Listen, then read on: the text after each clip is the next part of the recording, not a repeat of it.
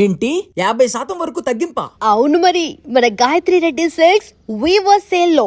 సినిమాని వదలడం అంత ఈజీయా సార్? అంటే మీకు ఒక చిన్న ఎగ్జాంపుల్ చెప్తాను.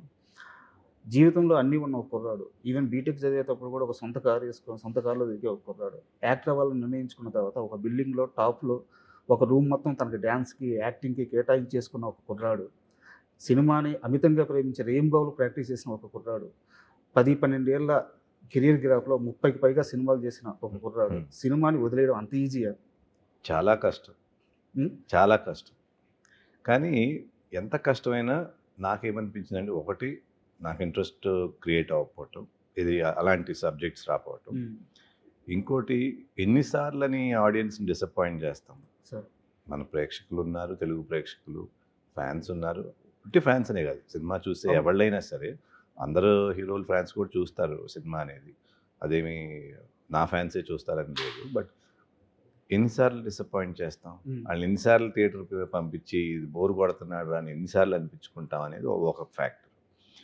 అట్లాగే ప్యారలల్గా ప్రొడ్యూసర్స్కి డబ్బులు పోతాయి. సార్ ఎవరైనా డబ్బులు పోతే అది కష్టమే వాళ్ళకి, అది కొంచెం పెద్దది. సో ఈ 3 ఫ్యాక్టర్స్ ఉన్నాయి. సో ఇట్లా ఎందుకు చేయటం, నేను మళ్ళీ చేస్తే అట్లీస్ట్ నాకు కాన్ఫిడెన్స్ ఉండాలి, లేదా వాళ్ళకి కాన్ఫిడెన్స్ ఉండాలి, డైరెక్టర్ ప్రొడ్యూసర్కి. అట్లా కూడా ఛాన్సులు ట్రై చేసాం. సరే నేను చెప్పేవాడిని చేయటం అవసరమా, ఇదేమో వర్కౌట్ అవుతుందా లేదా అని. లేదు మాకు కాన్ఫిడెన్స్ ఉంది. ఓకే, మీ కాన్ఫిడెన్స్ ఉన్నప్పుడు మీ కాన్ఫిడెన్స్ మేబీ మీది కూడా అవ్వచ్చు కదా అని అట్లా కొంత ట్రావెల్ చేయడం జరిగింది. దెన్ ఒక పాయింట్లో ఇంక ఇది ఇట్లా వర్కౌట్ అవ్వదని చెప్పేసి కంప్లీట్గా కష్టమైనా కూడా దిస్ ఈజ్ రిక్వైర్డ్ అనిపించింది. ఈ గ్యాప్లో ఆ పెయిన్ని ఎలా తీసుకున్నారు సార్? అంటే వేరే వైపుకి లైఫ్ని షిఫ్ట్ చేశారా, వేరే వ్యాపకాల్లో పడిపోయారా, లేదంటే ఆ పెయిన్ని ఎలా క్యారీ చేయగలిగారు? Pain it is almost everyday ఉంటుంది. సినిమా ఏంటి అట్లా అని ఉంటుంది, మళ్ళీ మన లైఫ్లో మనం వెళ్తానే ఉంటుంది. అంటే బ్యాక్ ఆఫ్ ద హెడ్ అది ఉంటుంది, మన లైఫ్లో వెళ్తానే ఉంటాం. ఎప్పటికీ ఆ ఫుల్ఫిల్మెంట్ రాదు. ఆ 10 ఏళ్లలో మంచి ఫ్యామిలీ ఉంది, అన్నీ ఉంటాయి, బట్ ఆ ఫుల్ఫిల్మెంట్ అనేది మీరు అన్నట్టు ఒక ఆర్టిస్ట్కి మంచి సినిమాలు చేయాలనే తపన ఉన్నప్పుడు అది రన్ అవుతానే ఉంటుంది మైండ్లో. మనం ఎంత హ్యాపీగా ఉన్నా అక్కడ అది ఉంది కదా అని ఒక చిన్న వెల్త్ అయితే ఉంటుంది. అంటే ఎందుకు అడిగానంటే సార్, మీ గురించి తెలుసుకునేటప్పుడు హీరోగా అవ్వాలని మీరు ఫిక్స్ అయిపోయిన తర్వాత అంత ఈజీగా మీకు ఆ ట్రాన్సాక్షన్ జరగలేదు, హీరో అవ్వడం. సో మీరు ప్రాక్టీస్ చేస్తూ నైట్స్ పైన లైట్ వేసుకుని మీరు ప్రాక్టీస్ చేస్తూ రెయిన్బోలు కష్టపడింది కూడా తెలుసుకున్నాను అనమాట. సో సినిమాని అంత ప్రేమించిన వ్యక్తి కాబట్టి. సినిమా అంటే నాకు చాలా చాలా ఇష్టం సార్. నేను యాక్టర్ని అవ్వాలనేది నాకు బిగ్గెస్ట్ ప్యాషన్. అట్లాగే వచ్చాను నేను సినిమా. మా ఫాదర్ ప్రొడ్యూసర్ అనో లేకపోతే ఊరికనే అవకాశాలు వచ్చేస్తాయనో రాలా. యాక్చువల్గా మా ఫాదర్ ప్రొడ్యూసర్ అయినప్పటికీ మా ఫస్ట్ సినిమా మేము రిలీజ్ చేయలేదు. బయట నుంచి ఆఫర్స్ వచ్చి మళ్ళీ దాని నుంచి రావటం జరిగింది. So there were lot of difficulties, pain ఉండింది, బట్ అచీవ్ చేయాలనే సంకల్పం మటుకు చాలా స్ట్రాంగ్. ఆ సంకల్పమే వాళ్ళ ఇప్పటి వరకు తీసుకొచ్చింది. కరెక్ట్ టైంకి వస్తున్నారు సార్, ఎందుకంటే ఆడియన్స్ మైండ్ సెట్ మారింది. ఇప్పుడు మీరు ఎప్పుడైతే సినిమాలకి బ్రేక్ ఇచ్చిన సమయం ఉందో అప్పుడు ఒక ఫ్యాక్షన్ మూవీస్ లేదా యాక్షన్ మూవీస్ ఇలాంటివి స్టార్ట్ అయిన పీరియడ్. బట్ ఇప్పటికి వచ్చేలేకే ఓటీటీలు వచ్చేసింది, కంటెంట్ బేస్డ్ కథలు చూస్తున్నారు, క్యారెక్టర్ బేస్డ్ కథలు చూస్తున్నారు. మన లాంగ్వేజ్ కాకపోయినా బయట నుంచి వచ్చిన సినిమా అయినా సరే, ముక్కు మొహం తిరిగిపోయినా సరే కథ బాగుంటే చూస్తున్నారు. సో మీ సినిమాల్లో ప్రతి సినిమాలో కథ అద్భుతంగా ఉంటూ వస్తుంది. సో కరెక్ట్ టైంలో కరెక్ట్ డెసిషన్ తీసుకున్నారు అనిపిస్తుంది. Thank you so much.